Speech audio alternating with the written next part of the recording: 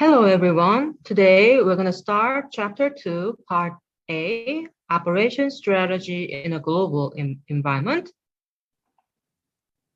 In this chapter, we're going to talk about how to achieve competitive advantages through globalization, through operations in different stages of a product's life cycle, through SWOT analysis, and through outsourcing.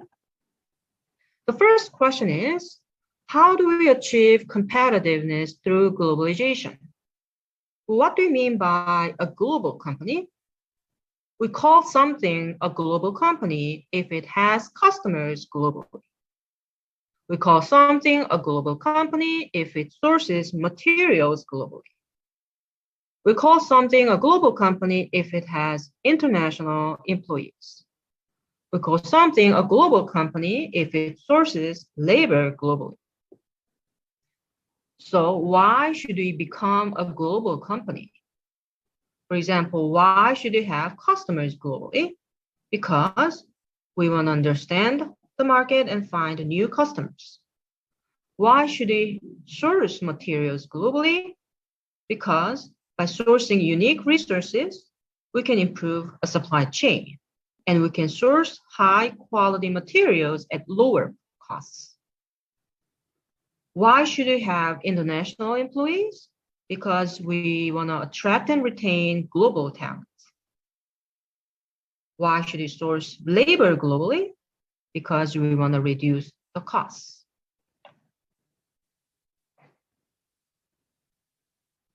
Now, I want to take a few cases and see how companies achieve competitiveness through globalization. The first case is perfume industry.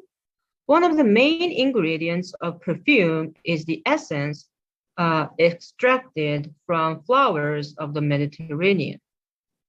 Perfume manufacturers want to build their factories in France where the essences can be supplied locally. So why are they global companies? Because they improve the supply chain by locating facilities in the countries where unique resources are available. The next case is NAFTA. NAFTA is short for North American Free Trade Agreements. And how many countries are in North America? There's Canada, there is the United States, there is Mexico. So this is an agreement between the three countries. And what is it about? It basically says we are eliminating all the tariffs between the three countries. What's a tariff? A tariff is an extra tax we impose on imported products. So why do we impose an extra tax on imported products? Because we want to protect domestic products. If you add extra tax on imported products, they will be more expensive than domestic products. So as a result, we will be protecting domestic products. So now NAFTA is eliminating all the tariffs. So what's the benefit we get from NAFTA? One of the biggest benefits we get from NAFTA is low-cost labor from Mexico. Many US companies wanted to build their manufacturing facilities in Mexico because Mexico is a low-wage country. But when they have a manufacturing facility in Mexico, they need to ship all the raw materials to Mexico. And when they cross the border, they need to pay the tariffs on the materials. And when the manufacturing facility in Mexico finishes producing the final products, they need to ship them back to the United States. And when they cross the border, they need to pay the tariffs again. And because of these tariffs, the US companies couldn't build the manufacturing facilities in Mexico. But with NAFTA, the tariffs are eliminated, so the US companies can build their manufacturing facilities in Mexico, and they can send materials back and forth as if the manufacturing facilities were in the United States. So at the same time, they can use low-wage labor.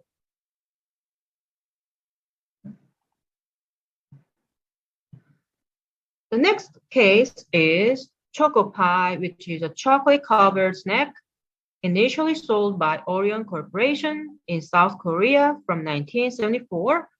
The product gained great popularity initially, but it reached a mature stage of its product life cycle. Starting in the 2000s, Orion began using chocolate pie to gain a foothold in foreign markets. Now controls a 2/3 share of the Chinese snack market, with a third of Orion's revenue coming from outside South Korea in 2006. And around 12.1 billion Choco Pies have been sold all over the world. So what's the lesson we learned from this? We can expand the life cycle of a product by going into foreign markets.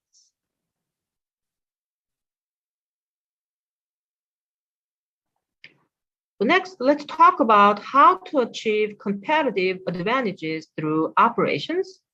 There are three main strategies companies use: differentiation, low price, and the response. Differentiation means your products are better or at least different. Cost leadership means your products are cheaper than your competitors' products. Response to customers' needs or focus on target segment means that firm is more responsive to customers' needs, or they're focusing on very specific target segments. So let's look at some cases. The first one is a company that competes on differentiation.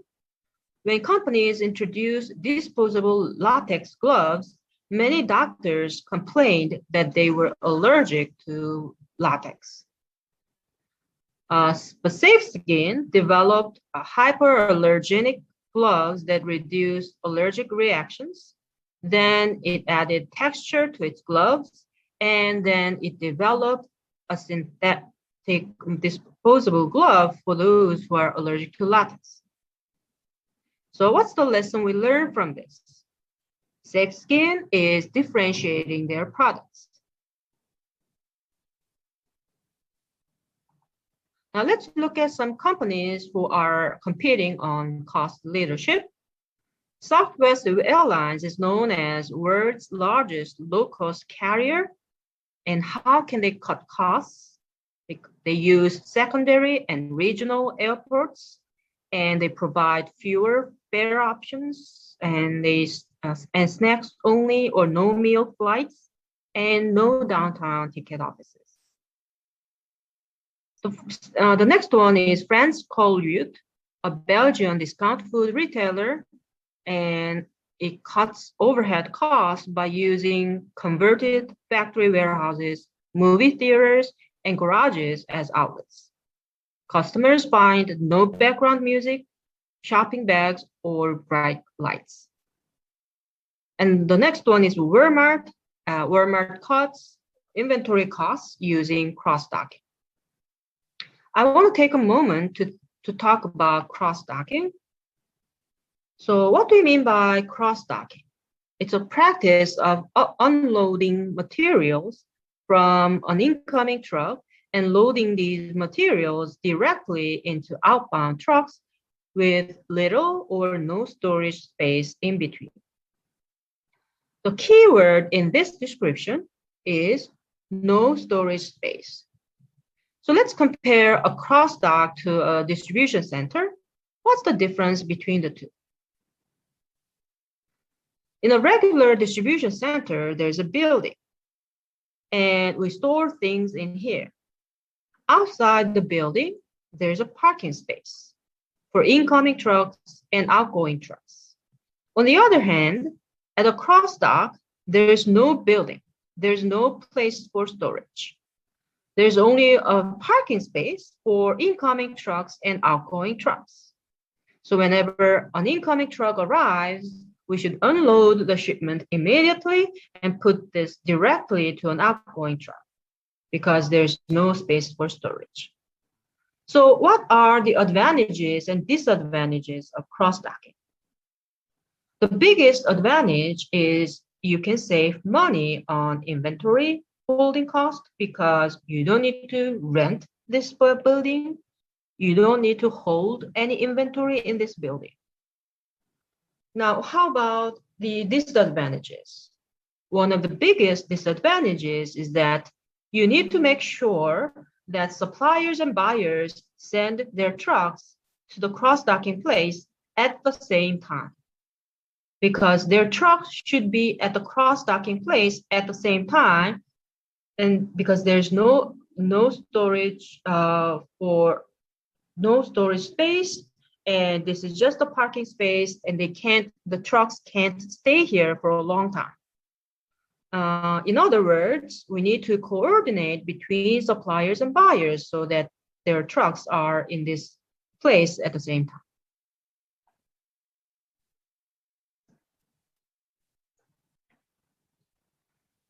Now, next, let's look at some companies who are competing on responsiveness.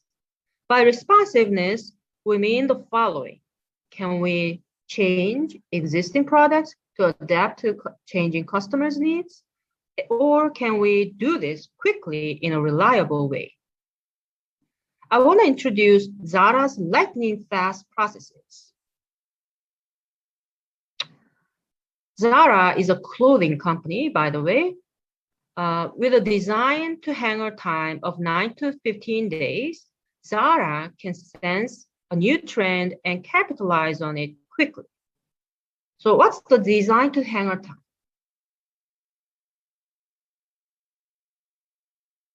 The design to hanger time is the time between when people start designing a new clothes and the time when the design is available at the retail store.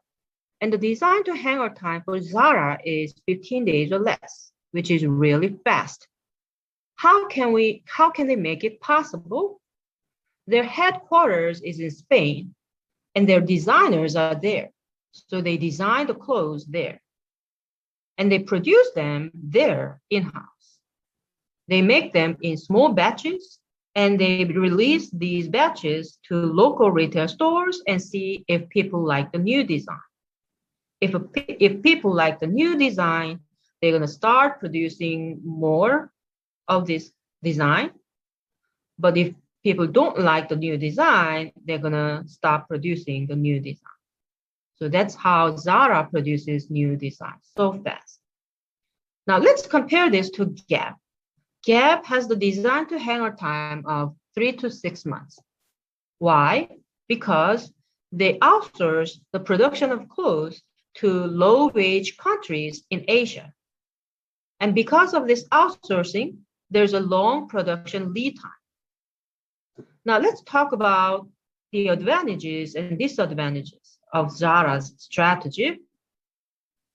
The biggest advantage is responsiveness to customers' needs. How about the disadvantage? The disadvantage is the cost. Because Zara does not outsource the production to low-wage countries, their production cost is higher than that of Gap.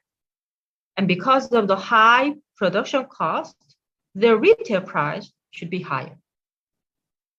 That's the biggest disadvantage of this story, of this strategy. So from this story, we can identify Zara's target customer segments. Their target customers are people who are more sensitive to fashion and who want to see the latest fashion as soon as possible, even if the price is higher.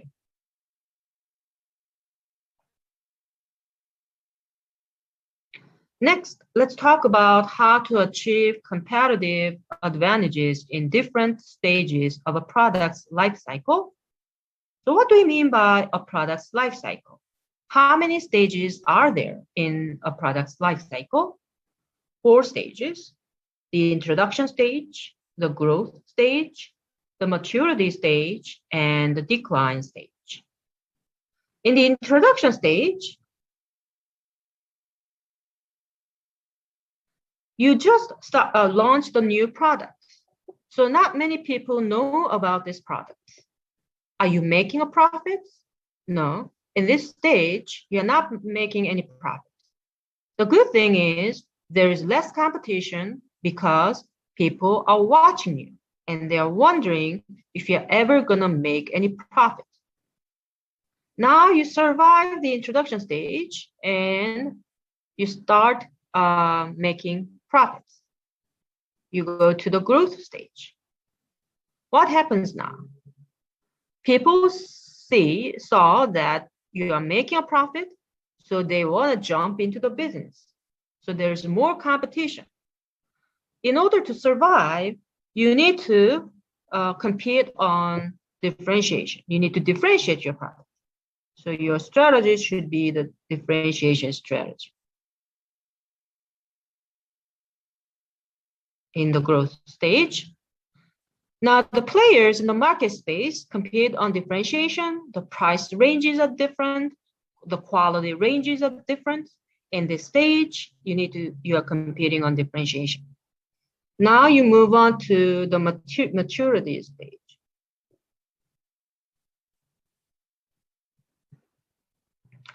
So at this stage, the sales are stable and the products are standardized. There's very little differentiation across different brands. So what should we compete on? We should compete on the price, which is the cost. So now next, the decline stage. The sales are going down. People are not using this product any longer. You need to cut down the capacity. And if there's any product line that's not making any profit, you should consider shutting down the product line.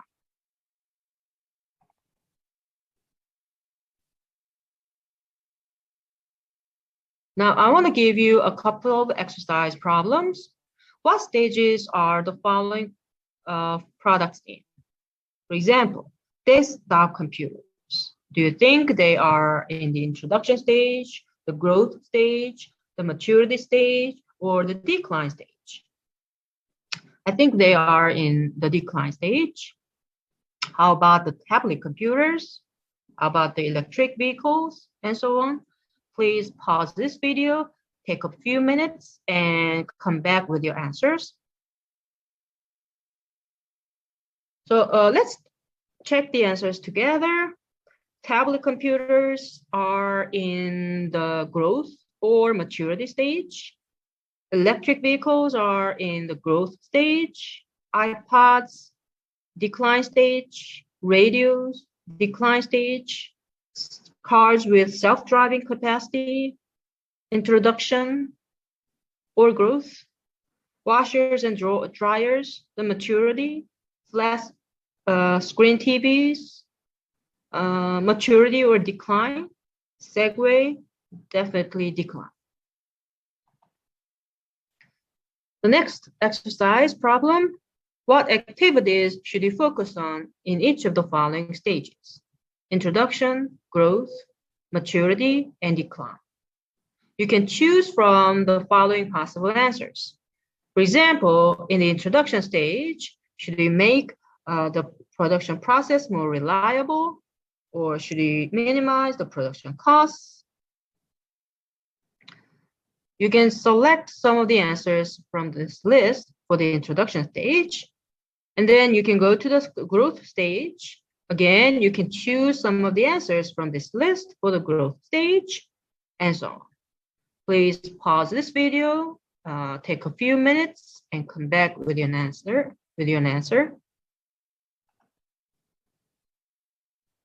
Now let's check the answers together. In the introduction stage, this is the first time you're introducing the product to the market. So product design and development are critical.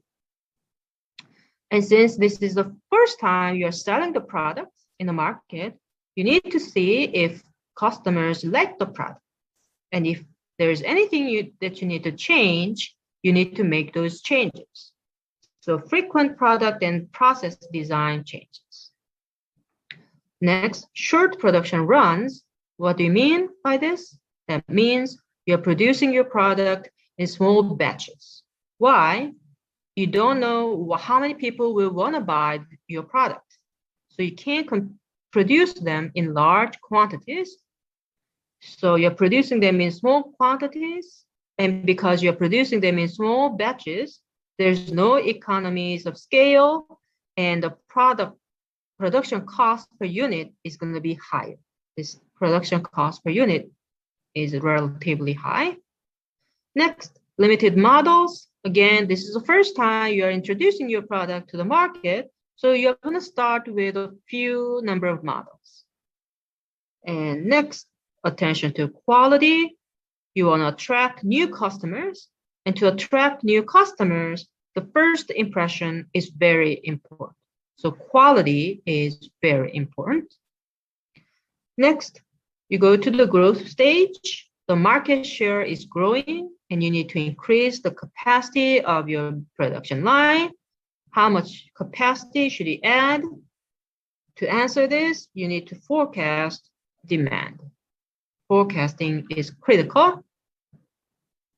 Now, you want to make your product more reliable, since more and more customers are purchasing your products, and you want to make the production process more reliable because you're expecting to produce for a long time.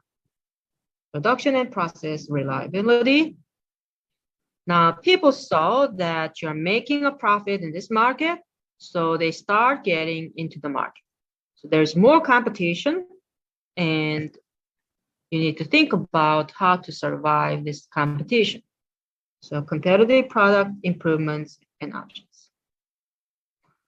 Now, increase capacity because you're getting more customers. Enhance distribution because you will probably have customers in multiple locations. You need to think about how to deliver your product to these locations. Now, next, maturity stage. The sales are stable. You need to compete on the price. So how can we lower the production cost? You can standardize your product. You don't need to make a lot of changes on your product. So fewer rapid product changes and more minor changes. The capacity should be at the optimal level, and you need to try to increase the stability of your production process. And to lower your cost, you should produce your products in large batches. That means use longer production runs. So once you set up the machines for a production run, produce a large batch of products so you can use economies of scale. Product improvement and cost cutting. Now the next one, decline stage. In this stage, the sales are decreasing substantially. So the products are quite standardized. There's little product differentiation, and cost is minimized. There's overcapacity in the industry, and if a product line is not making a lot of profit, you should consider shutting down the product line. So prune line to eliminate items not returning good margin and also reduce capacity. So this is everything we have for this part, and I'll see you next time.